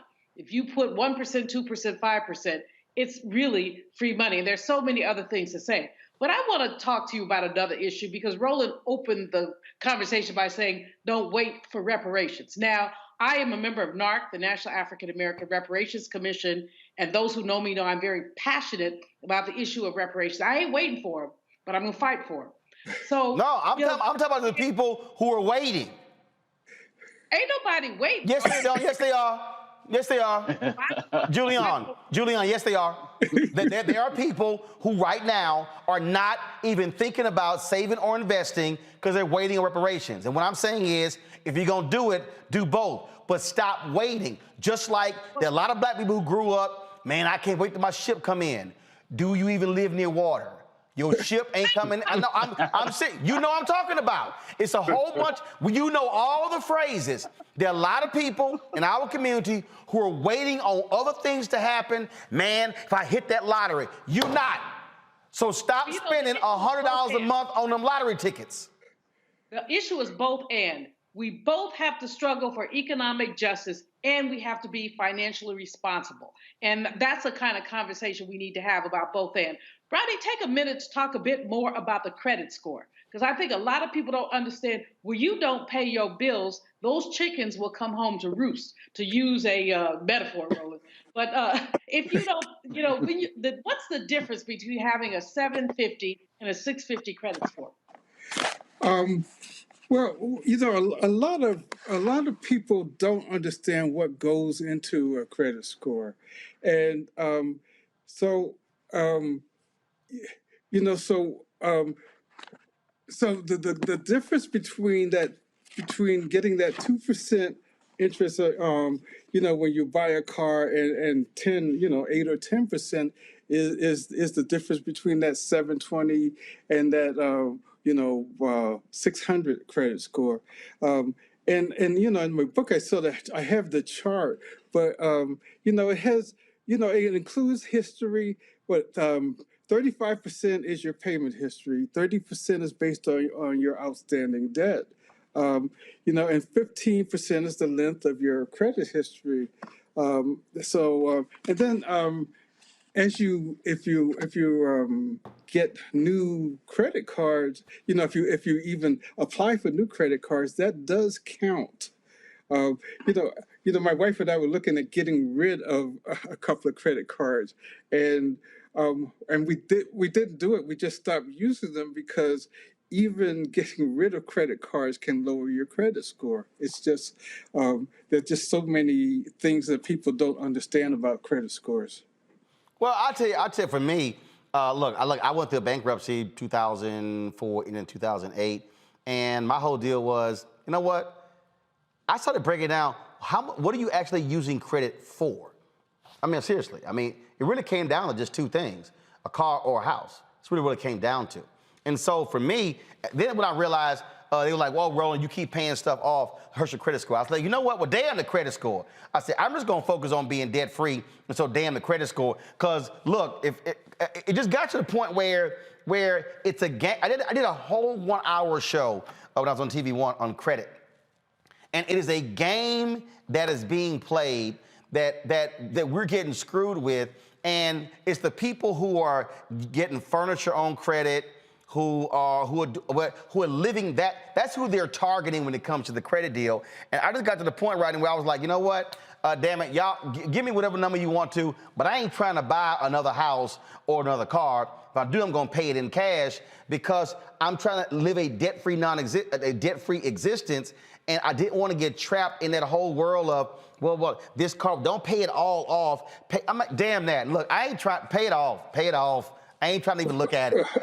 Well, one thing I think a lot of people don't realize is that part of your credit score depends on how much of your available credit you're using. So when you max out your credit card, you're basically damaging your credit score. Well, I got you on that one. All right, I'm on Congo. Your question for Rodney. First of all, thank you. Thank you for what you're sharing with us tonight, and congrats to you both on the induction into the NABJ Hall of Fame. I think that's awesome. Thank you. Yes. My question is for I live in Southeast DC, and for those who watching and don't know, it's one of the underserved communities here in Washington DC, like many across the country. With many of us who live in these communities doing, working and really just concentrating on maybe working full time and not being around our kids so much because we're so caught up in just the daily grind, do you think it's time that we start getting these financial literacy programs in our schools so that the kids can start young during the day learning about that? And quite honestly, I've seen situations where they've learned stuff that they've brought home to their parents to teach them. Oh, yes, I think that's critical. So, more and more states are actually mandating financial literacy in high school.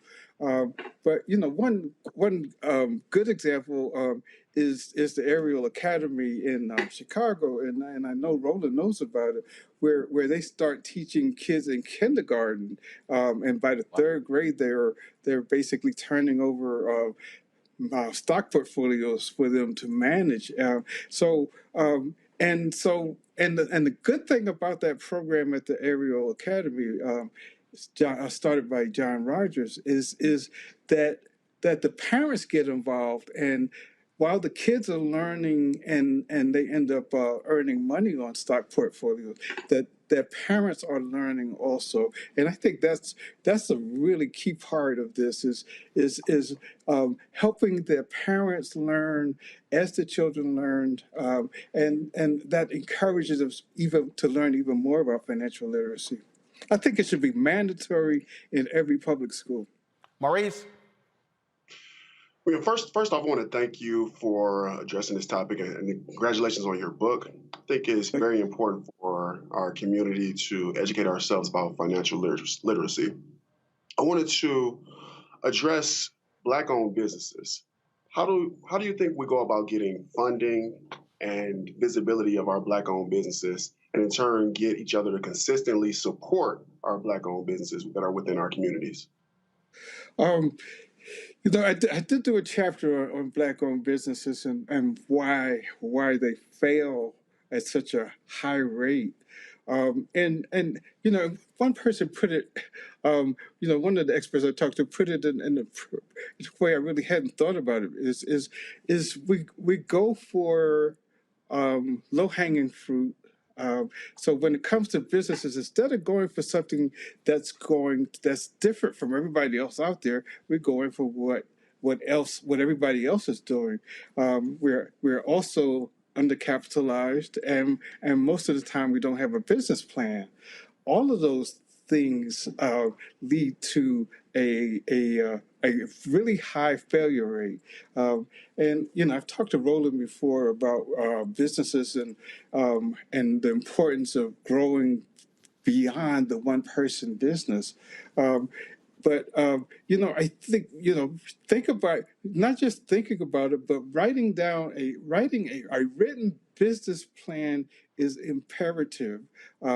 And you know, looking at your market and looking at who you're going to be selling to, and we don't do that enough. And I think that's why we fail. All right, folks. The book is called "Fixing the Racial Wealth Gap: Racism and Discrimination Put Us Here, but This Is How We Can Save Future Generations." Rodney A. Brooks. Folks, get a copy of it, and please employ what he lays out in it. Rodney, we appreciate it. Thanks a lot. Okay, thank you. All right, folks, got to go to a break. We come back. Again, we lost some major figures this weekend, and we'll share those with you when we come back. Plus, we'll do our recap of the Bayou Classic this weekend right here on Roland Martin Unfiltered on the Black Star Network.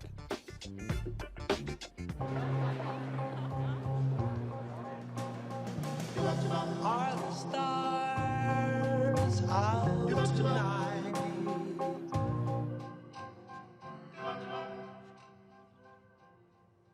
Alexa, play our favorite song again. Okay. I only have eyes for you.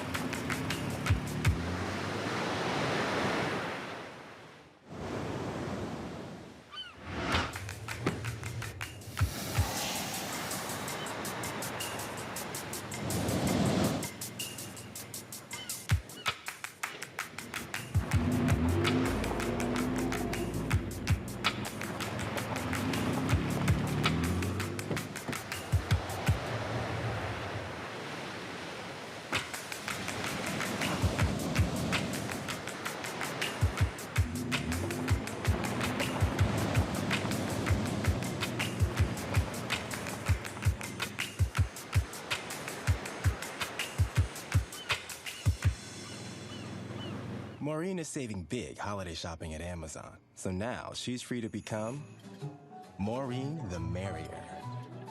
Food is her love language, and she really loves her grandson. Like, really loves. Y'all know who Roland Martin is. He got the ascot on, he do the news. It's fancy news. Keep it rolling. Right here. Rolling. Roland Martin. right now. You are watching Roland Martin, Unfiltered. I mean, could it be any other way? Really? It's Roland Martin.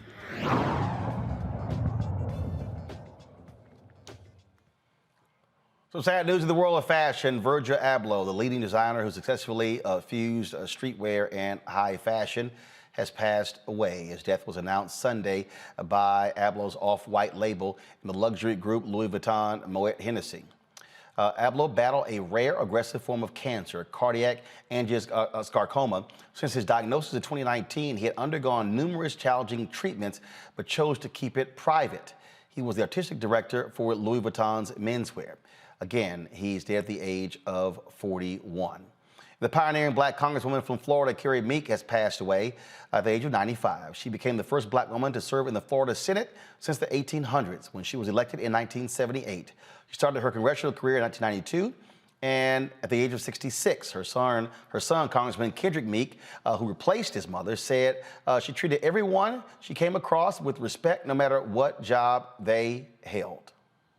To the Speaker of the House, you go out of your way to speak to the people that clean your office. And I think about that, which interesting, because members of Congress feel that that person that's cleaning the office can't do anything for them. But she said that person that cleans the office or clean the bathrooms would probably do more for you than the Speaker would, and which is true.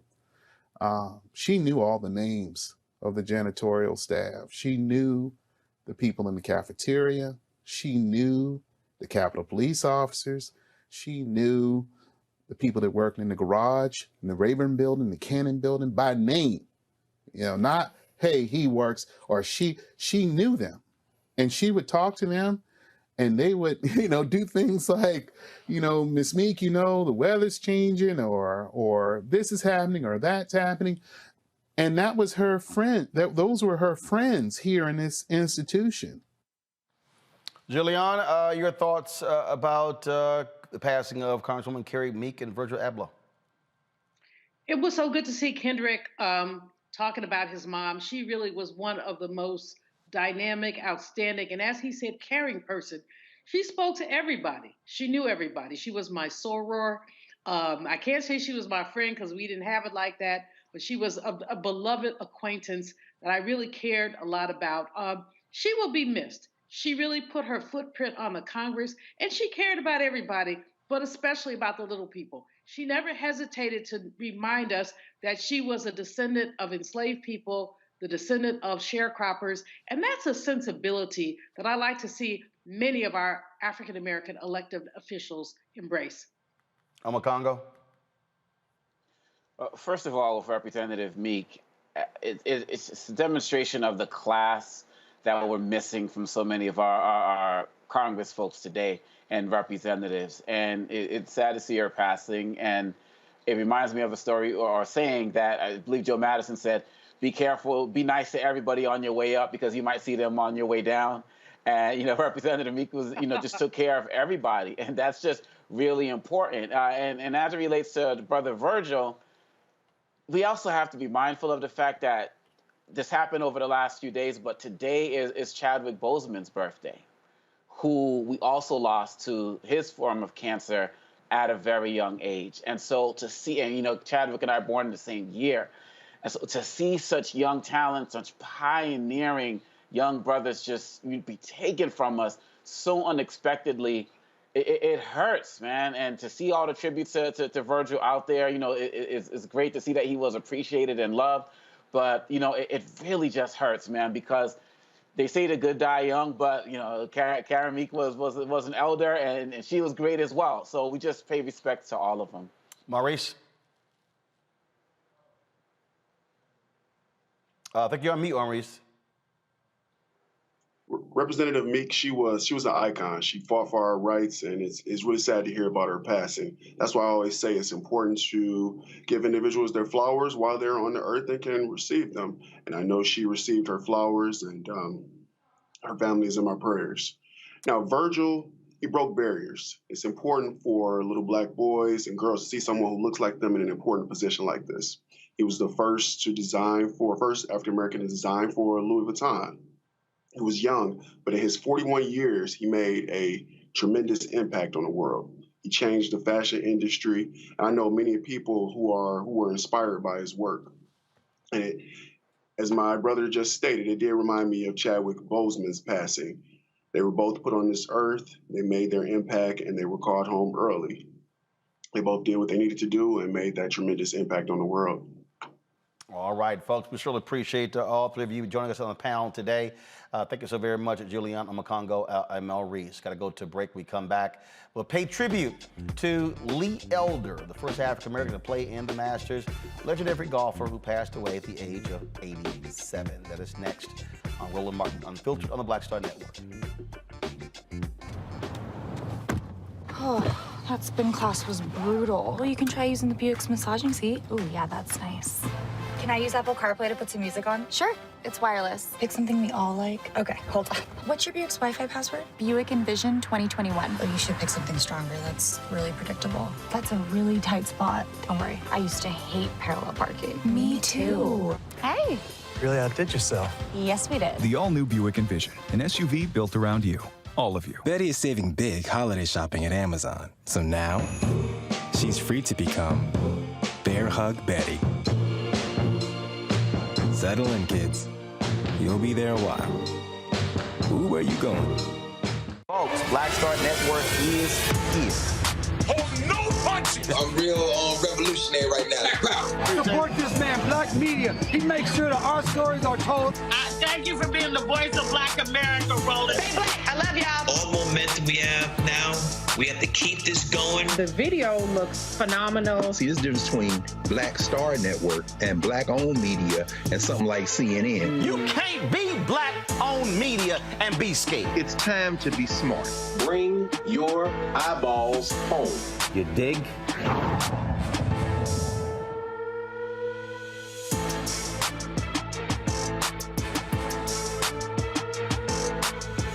Hi, I'm Eric Nolan. I'm Shantae Moore. Hi, my name is LaToya Luckett, and you're watching Roland Martin Unfiltered.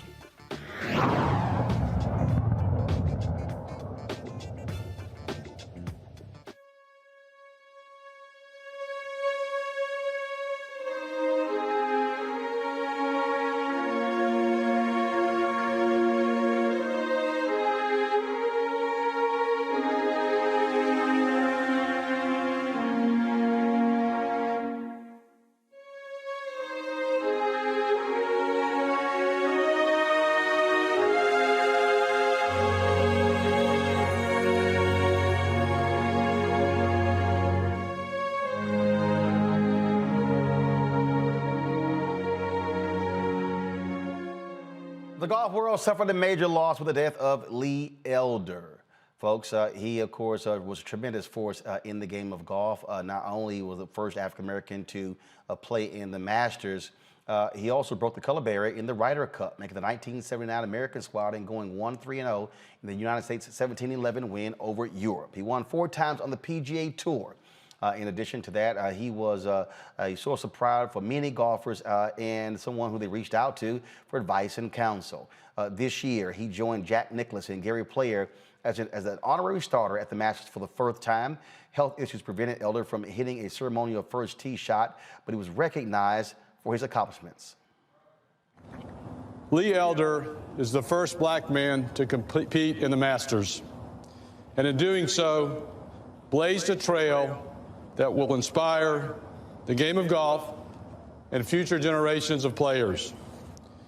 We are delighted today to have with us a number of black golf professionals who are proud members of the PGA of America. They undoubtedly were inspired by Lee Elder and his message that the game of golf belongs to everyone.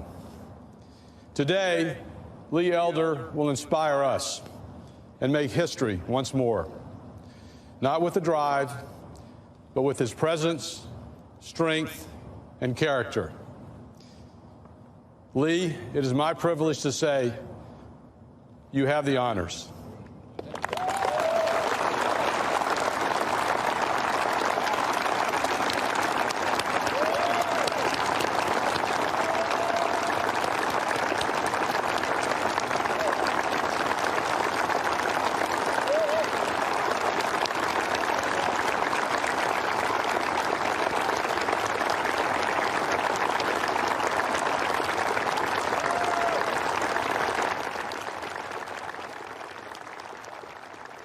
And this was the tribute video posted by the PGA Tour on their social media accounts.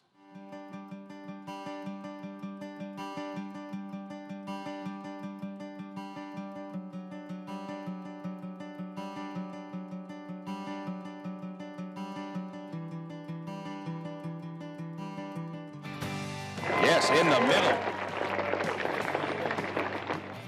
Lee Elder to stand on that first tee is a wonderful recognition, but let me tell you what actually transpired. Jaime Diaz approached me and said, look, why don't you phone Augusta and see if they would consider this? The chairman of Augusta thought it was a very good idea, and I thank the Augusta National for doing the right thing. And I'm so pleased for Lee just to be on the first tee and create some new history for Augusta. Lee was the first black player to play at Augusta. It was really nice of Augusta to turn around and honor him and have him be part of what we're doing.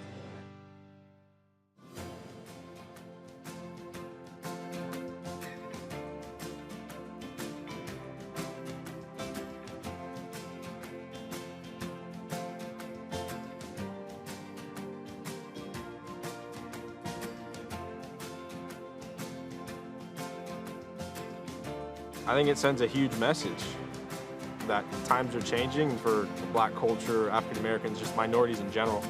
That was a huge statement from Augusta, having Lee with Jack and Gary, who are obviously the two biggest legends of the game.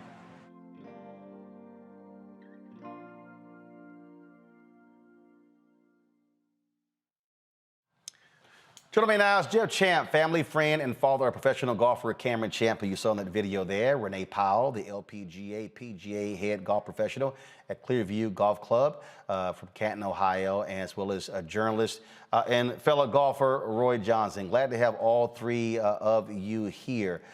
Renee, you get honors to share your thoughts about Lee Elder. Well, you know, I had known Lee for a long time. We first met when I was actually a teenager. Played a practice round with him in a golf tournament in Miami. We had the same year won the UGA National, and then actually went on the tours the same year back in 1967. He on the PGA Tour and me on the LPGA Tour.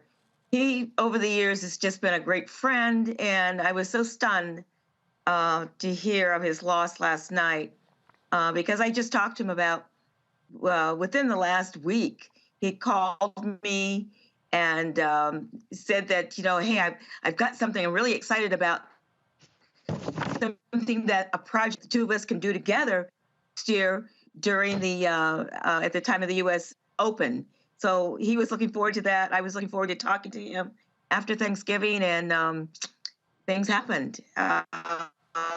But Lee was there.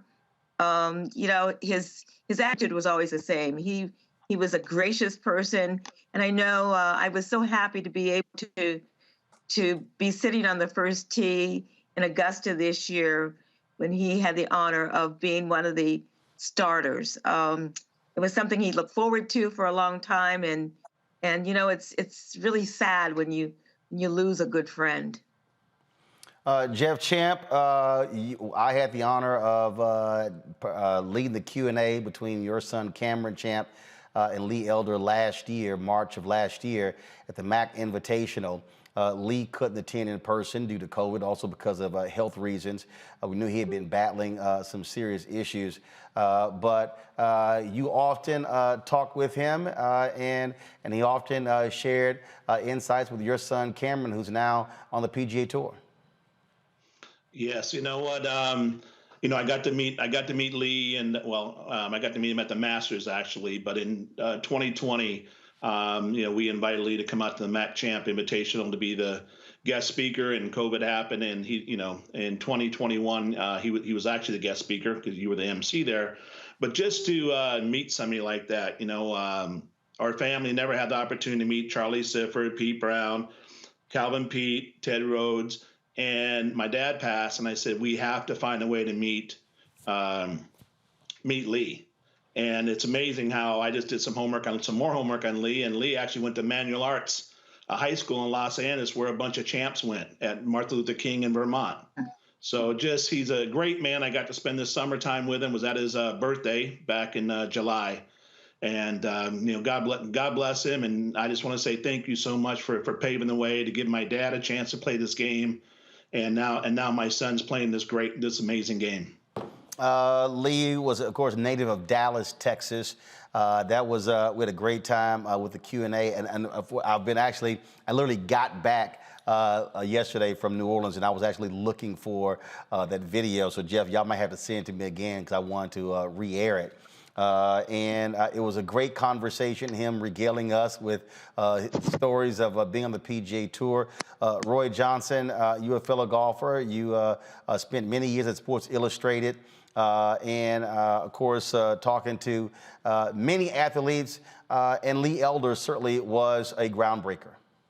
Roland, on days like this, it is easy to think about the unique and sort of twisted, complicated history that African Americans have had with the sport of golf. Of course, every sport refused to allow us to play for a certain period of time. But with golf, it was a little different. Certainly, they had a Caucasian-only clause on the PGA Tour up until 1961. But at the same time, they allowed us to caddy. They only allowed us to carry bags. So it was different than baseball and football, where we really weren't on the field at all. It was a tease. Golf teased us by allowing us on the field, but not allowing us to play. Of course, there's the United Golf Association, the UGA, which was a ground for the development of a lot of black golfers, including Lee Elder and others, and they were able to utilize and hone their games just as blacks were in the Negro leagues and other leagues. And so it's important for us to recognize that in this particular sport, not only were we excluded, but we were treated in a way that was really second class. And so to honor someone who was groundbreaking, who was a pioneer, who endured things similar to Jackie Robinson, similar to Hank Aaron, the hate mail, when he won his first tournament and qualified for the Masters, the leader of that tournament had to run onto the green and put his arms around him and lead him off and take him in protective care to the clubhouse for the interviews because there had been so many death threats. There were death threats in Augusta at the Masters, where he had to rent 2 separate homes and move back and forth between them in order to try to elude folks who might want to do him harm. So I think it's important to recognize not just what they accomplished in being the first, but what they had to endure to get there, to be there, to just swing the club, something you and I and other golfers may take for granted these days. It was a great honor. I never was able to meet him, but I did meet Charlie Sifford and, of course, Tiger Woods. And at one point, you may remember this, Roland, I was the golf editor of Sports Illustrated. So think of that, to come from Tulsa, Oklahoma, to someday be the golf editor of Sports Illustrated at a time when golf was still having a very complicated relationship with African Americans. I started covering sports in 1978, just 4 years after Lee Elder stepped to the tee at the Masters and played those 2 rounds before not qualifying for the final weekend, but being cheered all along the way. So, as a sports writer, I honor him and give him his due for the role he played even in my journey and the journey that we all should acknowledge as we step up to the tee, as we do our jobs, as we are able to go about our lives, certainly still with challenges, but knowing that those who came before us endured a lot more. I first met Lee, Renee. It was an NAACP golf tournament around the Image Awards years ago in Los Angeles. But in 2015, my buddy Wendell Haskins, he has his Original Tee Golf Classic, and he actually paired Lee with Amari Avery, a young sister who is a tremendous golfer who is headed to play golf at USC. Again, we're sorting out our video, but I found this on YouTube, and actually someone was shooting video, and I'm actually in their video while me shooting. And this was Lee, of course, teeing off on the first tee with Amari. And I actually, and it's driving me crazy because we had some video that was stolen out of a bag, and I still have some video, but I actually played that round with Amari and Lee, and it was great to be in the cart with him, his wife, us talking golf over 18 holes. You know very well what Roy was just talking about, how difficult it was for black folks beginning on the PGA and the LPGA tour, what that life was like, what was really about. Well, you're absolutely right. And it was not easy at all.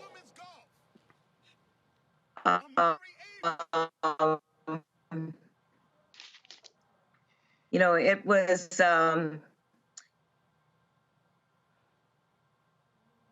in 1967. So while he had a challenging time on the PGA Tour, I also had a challenging time on the LPGA Tour. The big difference was, though, that the LPGA never had a Caucasian-only clause that they had to break down.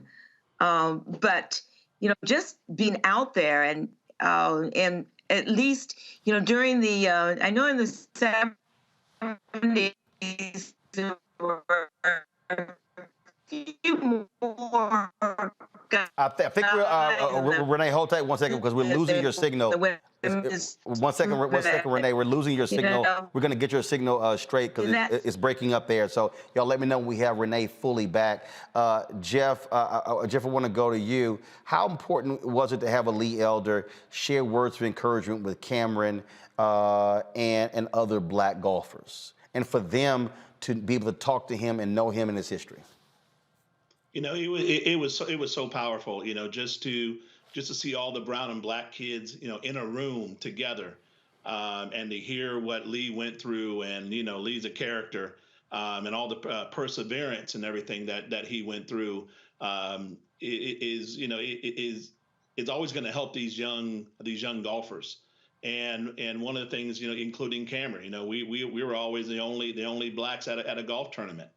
And so to hear it from Lee, and then to hear it also from us, and telling these kids, you know, and to have that many kids at one golf tournament, 108 brown and black kids, it was just amazing, you know. And you know, Lee told me he was coming back again this year. He's coming back, and so God bless him. And you know, again, I want to give my condolences to Sharon and the entire family. Do we have Renee's signal fixed? All right, Renee, go ahead. Can you hear me? Yes, we can. Go ahead. Okay. What I was saying is that, you know, we all had challenges back in those days, and certainly Lee met those challenges, and to be able to watch him come through it all, to be able to watch him at Augusta this year was absolutely wonderful. Roy, when we think about Charlie Silford, I got a chance to meet him when he was celebrated here with the Medal of Freedom here in D.C. When you think about Teddy Rhodes, when you think about you know, James Black, you think about, I mean, all those cats. I remember talking to James and meeting Calvin Pete and them talking about what it was like to be on tour, and they had to travel with their pots and pans and cooking for each other because they couldn't go into restaurants. Feces being placed in golf holes, so they reach down and grab their ball, having to deal with that, and just all of the indignities just to be able to play a game. And so when I love when people talk about the greats of golf, or the greats in any sport, and I always say, frankly, anything up until the mid-'70s should have an asterisk next to it because the black athlete did not have the same opportunity. And so when you hear these greats, The reality, we talk about who won X number of majors and X number of tournaments. Well, the black folks had the freedom to be fully free Americans and play in the NCAA and play college football and basketball and golf and these sports. You may very well be talking about a Charlie Sifford or Teddy Rhodes or Pete Brown or a Lee Elder with multiple major winners and far more wins if they did not have to deal with the reality of being black playing. Oh, there's no question, Roland, that every sport should have an asterisk to it for anything that transpired before the 1960s because of that, what you just absolutely said, because it was not a level playing field. It wasn't even a field that we were allowed to participate. When I think about what the athletes that you mentioned in golf endured, I think about cooperation, camaraderie, and endurance. I mean, the camaraderie and cooperation they had to have with each other to lift each other, because they were all going through these unbelievable circumstances that too many have forgotten about. And I'm glad today that we have the opportunity to remind people that it wasn't just about playing the game. It was about enduring and surviving, even more so than maybe some of the people in team sports. And again, this is, and Jeff could speak to this, this is an individual sport. We're at the end of the day, the beginning of the day. It's just you on that tee. You don't have a team. You don't have team. You don't have teammates. You don't have coaches. It's you and that tee and that golf course. And so the fact that they had to endure that they still went on to perform at the highest level.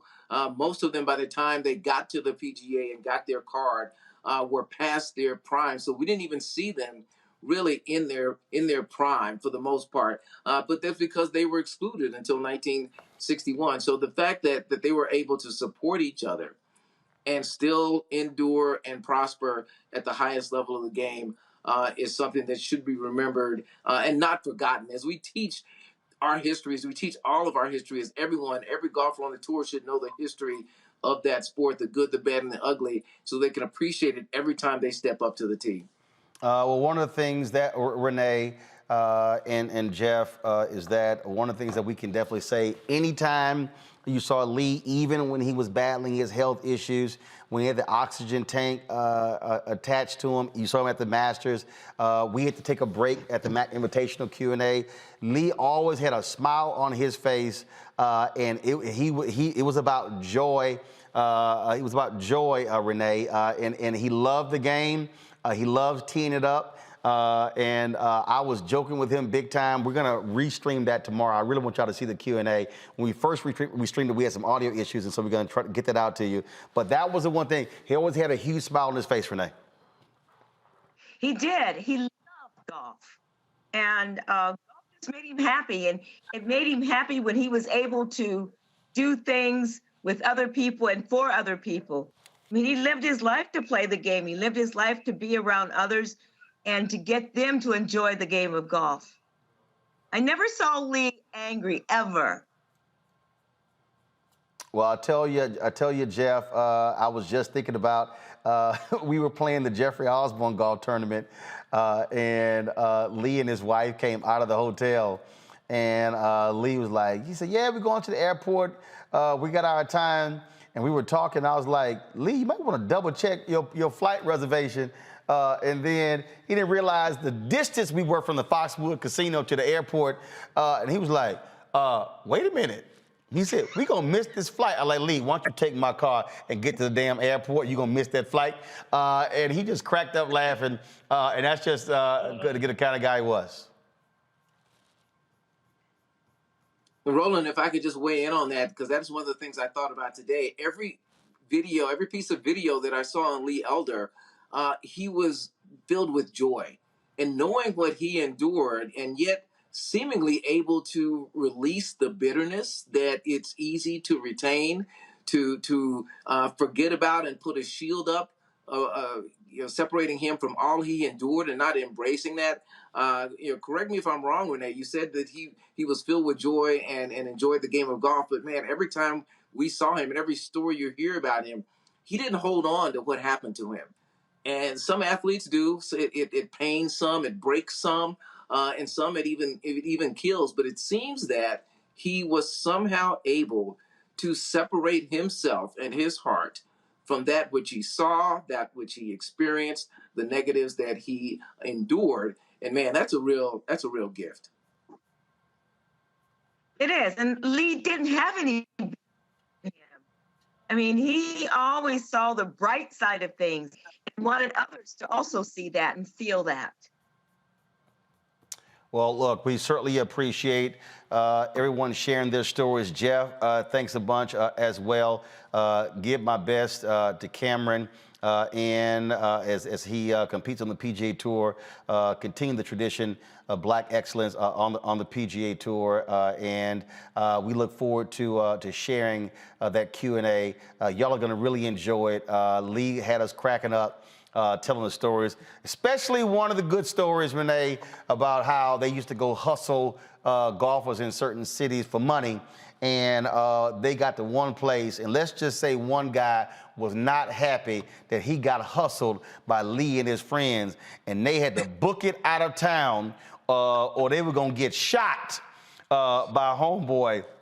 Y'all hear it? It was because Lee told me the story when we were playing. I was like, Lee, you got to retell that story to all the young golfers who were here who don't have to hustle like he and Lee Trevino did.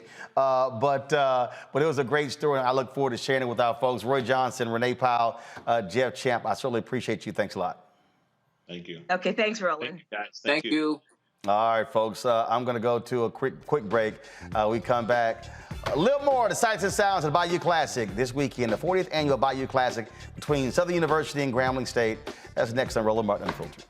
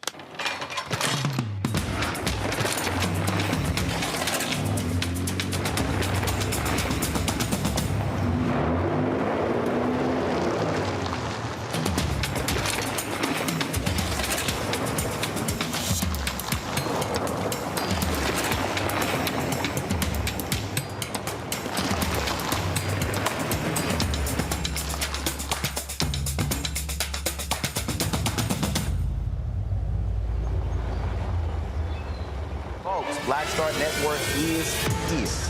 Hold no punches. I'm real revolutionary right now. Support this man, Black media. He makes sure that our stories are told.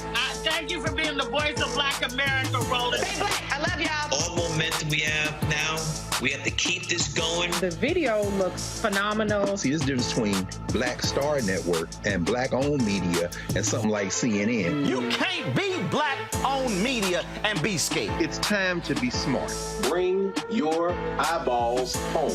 You dig?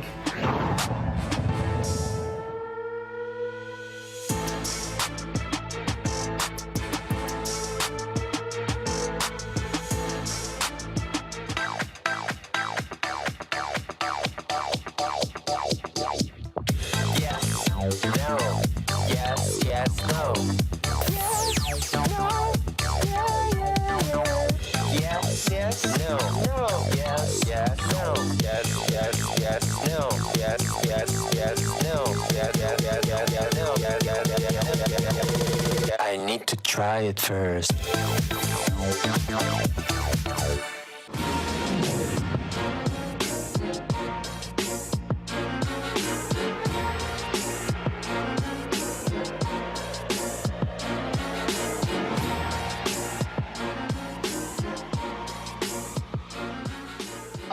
You see me rocking the Southern shirt. They gave me the gear. The president said, make sure he gets this. And so I'm wearing their hoodie on the show today. It was a thrilling weekend as Grambling beat Southern last-second field goal to capture the 48th annual Bayou Classic. Cameras were there partnering with Coca-Cola. We were there at the coaches' luncheon. We were there, of course, for the show before the Battle of the Bands and the Step Show. Then, of course, the parade on Saturday. Then, of course, we had on Saturday, we were broadcasting live from Champion Square. Then, of course, we also live streamed the halftime show, the full halftime show. So here's just some of the stuff that we shot Saturday night as well, including as I shot that moment from the field when Grambling kicked that field goal and the crowd went crazy. Y'all check this out. Hey, folks, I'm Roland Martin with the Black Star Network. Welcome to the 48th annual Bayou Classic Halftime Show, presented by Coca-Cola, featuring the Southern University Human Jukebox and the Grambling Tigers Marching Band. Let's bring the fun!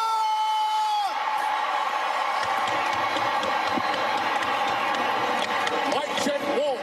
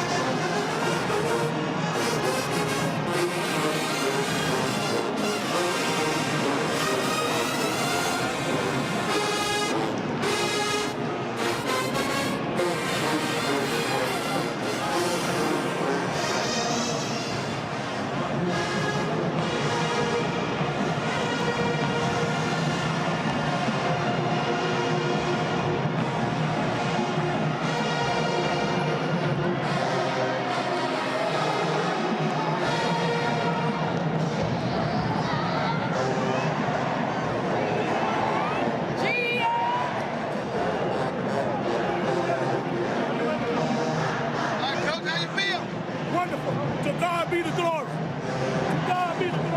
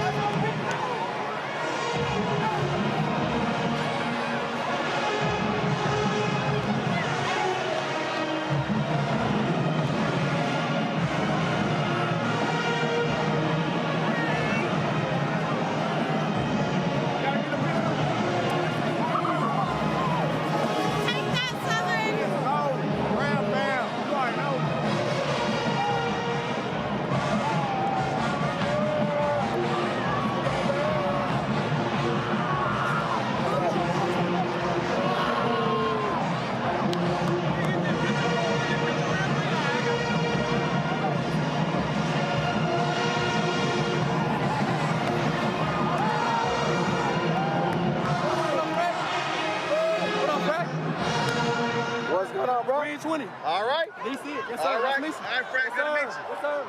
Good job, man. Nobody believes but us. Ain't nobody believes but us.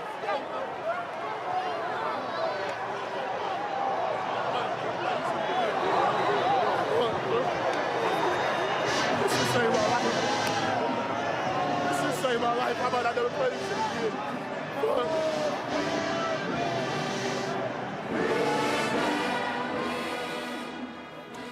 Quite an emotional moment there for a lot of the Grambling players. When you see the people who are crying, look, there was seniors. Same thing happened on the side of on the southern sideline.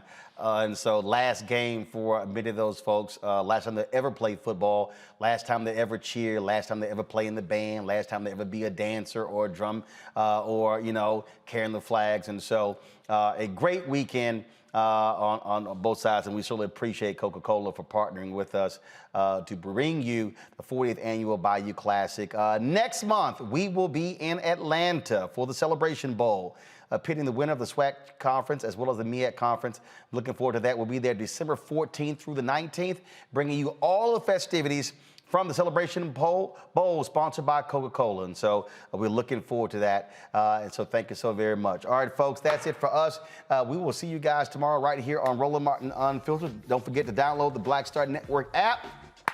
That's how we were able to do everything. If you missed of our coverage, just simply go to the app. You can see all of the events that we actually stream. Download to your Apple iPhone, Android, Apple TV, Android TV, Roku, Amazon Fire TV, Xbox, and Smart TV. And of course, support our Bring the Funk fan club. Your dollars support what we do. Cash App, $RM Unfiltered. PayPal, R Martin Unfiltered. Venmo is RM Unfiltered. Zelle is Roland at RolandSMartin.com. All right, folks, that's it. I will see you tomorrow right here, Roland Martin Unfiltered on the Black Star Network. Yo, shout out to my niece, Lizzie. Happy birthday. Oh, hold up. Brother, I was in the airport. He watches the show. He's like, you're not going to forget? Like, bro, chill out. I'm not going to forget. And so he wanted me to give him a shout out. He is serves in the U.S. Marine Corps. And so I know I put it in our group me. So let me go ahead and pull that up so I wouldn't forget. Let's see here. If y'all see the name, y'all let me know. I posted on yesterday. And so we were flying back. He was asking me, did I enjoy the game? And I told him I certainly enjoyed the game very much so. And so he's like, man, can I get a shout out? Can I get a shout out? Was it Sergeant Lewis with, let's see here. Did I put it in here? I know I remembered. I know y'all, I typed it in. Calm down. All right, hold on. Hold on, where did I put it? I put it over here somewhere. All right, Sergeant Lewis, U.S. Marine Corps. I told you I was gonna give you a shout out. All right, you got your shout out. All right. Told me I was gonna do it. All right, y'all, that's it. I'll see y'all right here, Roland Martin Unfiltered. Holla!